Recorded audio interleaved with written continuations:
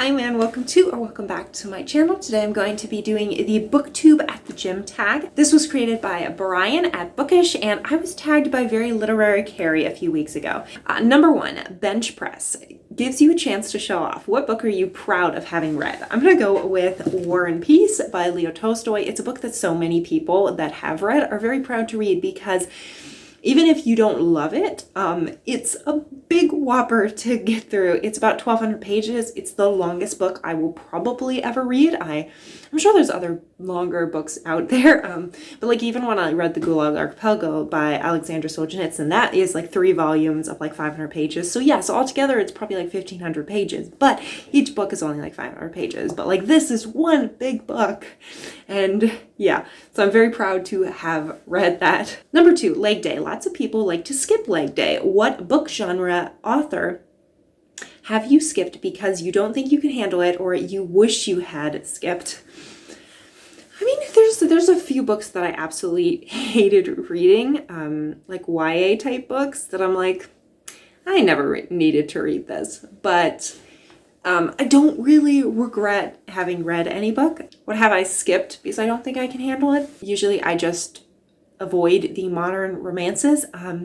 Good example is Bridgerton, which is kind of taking over the world. The 2nd season just came out and I'm curious to watch the show. I don't know, maybe someday I'll try to watch it, but the books I just have no interest in reading. I think they're kind of overhyped. I watched a few reviews from them, about them from people I trust, and it's just no. So yeah, anything by Julia Quinn probably will skip. I'm pretty sure I read one of hers way back when I was in high school or something, and I was like, yeah, this is horrible. So number 3, we all know crunches are good for us. What's a book you read because you needed to gain a better understanding of literature, your work, history, etc.?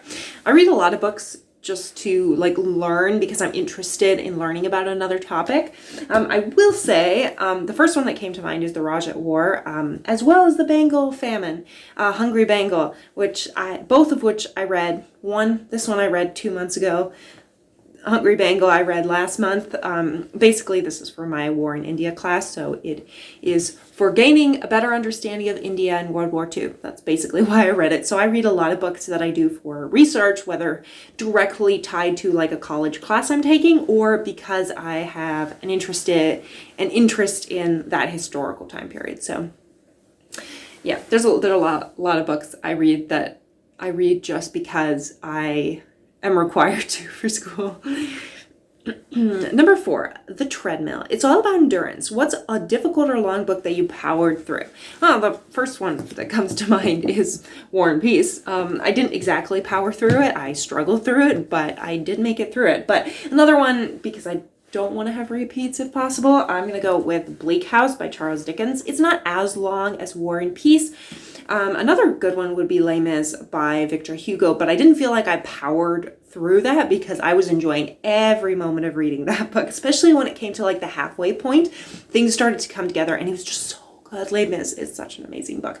But this one I did feel like I had to power through because I did enjoy this book, but oddly enough, it's not one of my favorites when it comes to Charles Dickens, but then I love all of Charles Dickens' books, so that's not saying much. But this one is only about 800 pages, so it's not that long, but not that long in comparison to War and Peace, at least. But this one is a struggle to get through at times because it does tend to be slow.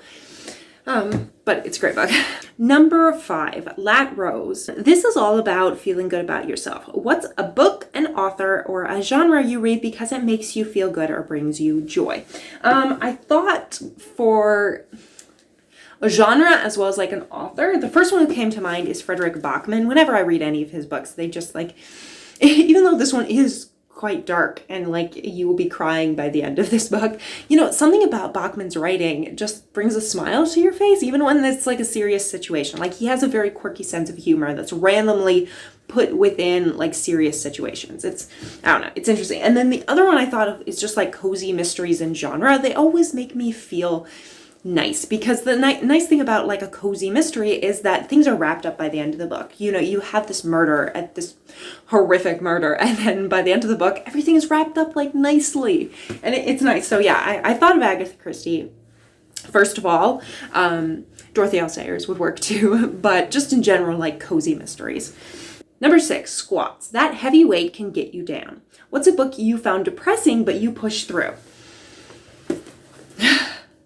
1984 by George Orwell. This book, I defy you to read this book and like not be a little bit depressed. Like how would you just read this book and be like, oh, this is such a great, wonderful world? No, there's very little about this book to like enjoy and smile about. Like everything is horrible in this world. It is a dystopian, horrific, dark world, and the protagonist, spoilers, I guess, there's nothing happy that happens to the protagonist. Everything's horrible. So yeah, the got me a little bit depressed, especially since there are things that you can see elements of in our modern day. I mean, obviously George Orwell based it on the Soviet Union, this world, I believe. No, I'm confusing it with Animal Farm. Animal Farm was what he based on the Soviet Union. I don't know what this was based on. Maybe also the Soviet Union. If I'm wrong, just tell me. But basically, this book is depressing. And the world is depressing. Everything's depressing in that book. It's a great book, but it's depressing.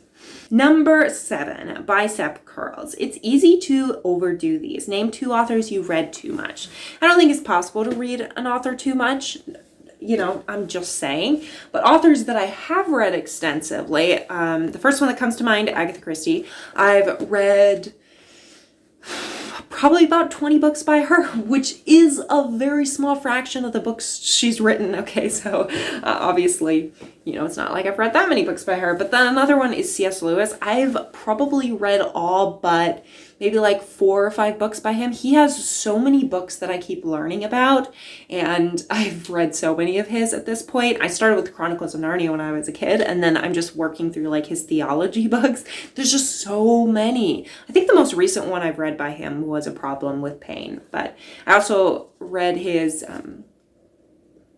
Paralandra series. That was good. The first book was the best, honestly. And then the last one is Tricep dips. The triceps are too often ignored.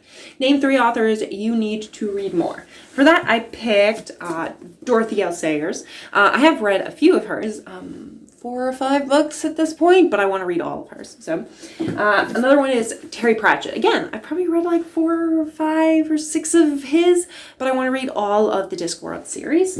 And the third one is Elizabeth Gaskell. The only book I've read by her is North and South, and she wrote Cranford. She wrote so many amazing books that I want to read, but I haven't read yet. So there's the tag. I'm not going to tag anybody. But if you have any thoughts about these books or any of the prompts, would your answers be different? Let me know your thoughts down in the comments. Thank you so much for watching. I post every Saturday and Wednesday at 6 p.m. Eastern Time, and I will see you all in the next video. Bye!